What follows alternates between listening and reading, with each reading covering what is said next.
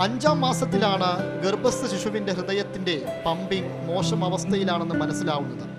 ജീവനോടെ പുറത്തെത്തുകയെന്നത് ഏറെ പ്രതിസന്ധി എന്നായിരുന്നു പലരും പറഞ്ഞത്. എന്നാൽ ആത്മവിശ്വാസം ഉയർത്തിപ്പിടിച്ച് കോഴിക്കോട് ആസ്റ്റർ മിംസ് ഹോസ്പിറ്റലിലെത്തി.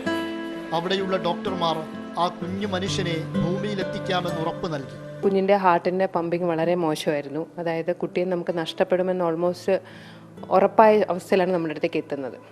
നമുക്കതിനൊരു കാരണം കണ്ടുപിടിക്കാൻ പറ്റി, അതിനെ ഉള്ളിൽ വെച്ച് തന്നെ ട്രീറ്റ് ചെയ്ത് മാറ്റാൻ പറ്റിയെന്നുള്ളതും, ജനിച്ച് കഴിഞ്ഞിട്ട് നമുക്ക് കുട്ടിക്ക് പ്രൊസീജിയർ റിപ്പീറ്റ് ചെയ്തു. എന്നിട്ട് വളരെ സന്തോഷത്തോടെ ഇന്ന് ഡിസ്ചാർജ് ചെയ്യുമ്പോൾ ഡെഫിനറ്റ്ലി ഞങ്ങൾ ആസ് എ ഫാമിലി ഞങ്ങൾ വളരെ സന്തുഷ്ടരാണ്.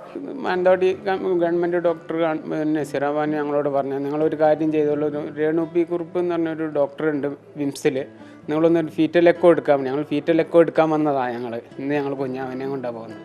വളരെ സന്തോഷമാണ്. എന്താ വെച്ചാൽ ഞങ്ങൾ ഇങ്ങോട്ട് കയറി വരുമ്പോൾ ഞങ്ങൾ കരഞ്ഞുകൊണ്ട് ഇറങ്ങി വന്നത്, ഇന്ന് ഞങ്ങൾ ചിരിച്ചുകൊണ്ട് ഇറങ്ങി പോകുന്നത്.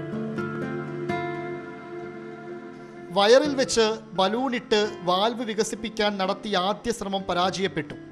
പ്രതീക്ഷ കൈവിട്ടില്ല, കാത്തിരുന്നു. 3 ദിവസം കഴിഞ്ഞ് നടത്തിയ ശ്രമം ഒടുവിൽ വിജയം കണ്ടു. സന്തോഷത്തിൻ്റെ കണ്ണീർ പൂക്കൾ അവിടെയുള്ള മനുഷ്യരുടെ കവിളിൽ ചുംബിച്ചു. ഞങ്ങൾക്ക് എന്താണ് ചെയ്യേണ്ടത്, എന്താ പറയേണ്ടതെന്ന് അറിയില്ല.